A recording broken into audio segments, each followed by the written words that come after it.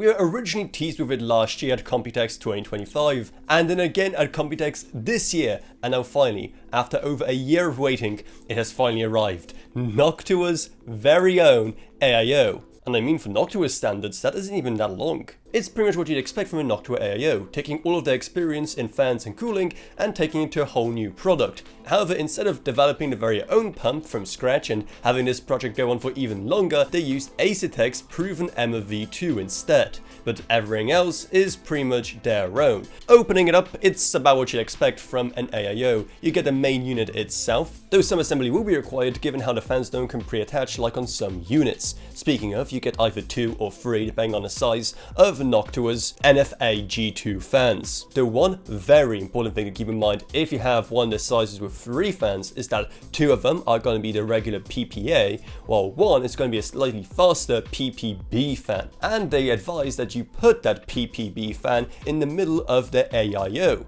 They do mention it in instructions, but let's be honest, most people wouldn't even read that. So it would very much help if they put some much larger labels or warnings or something anywhere telling people about that, or hey, at least even putting them in the right order in the box, because as it stands, the PPB fan, which should be in the middle, is on the right hand side. You also get an accessories box which comes with, well, pretty much everything you'd expect, and also some stuff you wouldn't expect, like for example a Noctua branded wet wipe, or hey, even this pretty nifty Noctua branded screwdriver, which by the way you are going to need for all of the included screws. The one unfortunate omission is any mounting hardware if you were to, say, get a second set of Noctua fans and want to install them in a push-pull configuration for even more performance, so you're going to have to get those screws from elsewhere. Actually assembling everything is also pretty straightforward, though also keep in mind which of the 2 offsets you are going to need based on which CPU you're using. The CPU block itself is, well, pretty uninteresting, spiced up only by this Noctua logo at the very top, but it was also part of Noctua's philosophy going into this project, making it as no frills as possible, but at the same time make it as quiet as possible. Inside there are several layers of noise isolating materials. In fact, during last year's and this year's Computex, they also talked a lot about how from a noise perspective, it's dumb to put a screen on your CPU block because it essentially acts as an amplifier of the noise.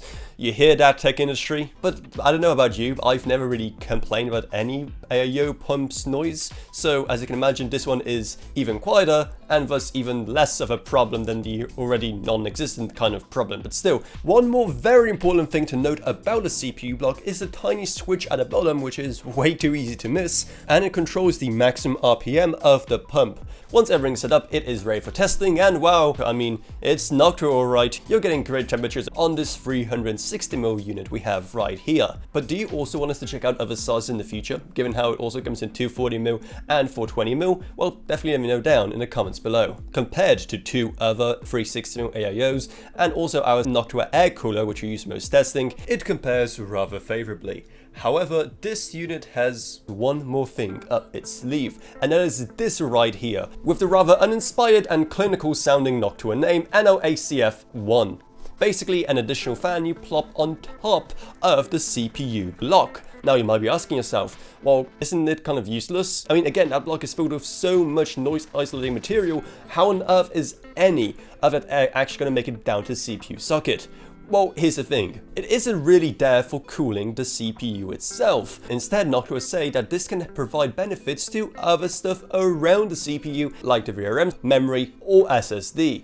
And does it help? Well, at first the results were all over the place. However, then I realized it was just circulating air already heated by the radiator, and when I moved it further away, well, as you can see, the results are much more in line with what we'd expect. So that's definitely something to keep in mind, especially if you have a more compact case where the distance between the rad and the CPU block will be reduced. But hey, at least it also comes with this magnet, so you can take that Noctua logo that it replaces and stick it on your case or whatever. Is it going to be worth the $20 extra that you're going to be paying for this? Well, that's up to you and your personal circumstances. Though it's also going to add cost to something that's, well, already kind of expensive. See, here's the thing. The 240mm one is going to cost you $220, the 360mm one is going to cost you $250, and the 420mm, oh, that's going to be a whopping $280, and the same in euros throughout the stack. That is obviously a lot for any AIO. Part of the issue is, well, the same when I talked about that Noctua case a while back, the fans themselves definitely add a lot to the costs, not to mention the huge R&D costs that have gone into making a product in a completely new category for Noctua. Though, again, it's Noctua. If you have the dosh for it, then, I mean, it is a pretty obvious choice if you don't mind the fact that it's very much function over form. And speaking of, it's probably going to be another year before we get a Chromax version. So if you want to get it yourself, then the links to it will be down in the video description below, alongside a Patreon, which is thankfully a lot more affordable. Plus huge thanks to Kevin Burns, Justin Rage, Ella Ronja, Polish Voker, another student named Maxim Machine Warcraft, and Mason Recruiter. But anyway, that's what it's. I hope you enjoyed this video. If you did, then remember to subscribe, like, whatever, and I'll see you all in whatever I make next. Goodbye everyone. Goodbye.